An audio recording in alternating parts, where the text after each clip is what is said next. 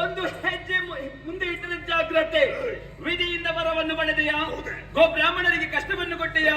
ಋಷಿ ಮುನಿಗಳನ್ನು ಪೀಡಿಸಿದೆಯಾ? ದಾಳಿ ಮಾಡಿದೆಯಾ? ಕೆಟ್ಟವಳೆ. ಇದು ಸಜ್ಜನದ ಕಣ್ಣೀರನ್ನು ಒರೆಸುವುದಕ್ಕೆ ಬೇಕಾಗಿ ಅಲ್ಲ, ದೇವತೆಗಳಿಗೆ ಸ್ವರ್ಗವನ್ನು ಪುನರಪಿ ಕೋಡಿಸುವುದಕ್ಕೆ ಬೇಕಾಗಿ ಬ್ರಹ್ಮಾಂಡ ನಾಯಕಿಯಾದಂತಹ ನಾನು ಮೃಗವಾಹಿನಿಯಾಗಿ ನಿನ್ನ ಕಣ್ಣ ದೃಷ್ಟಿಯಲ್ಲಿ ಬಂದು ನಿಂತಿದ್ದೇನೆ.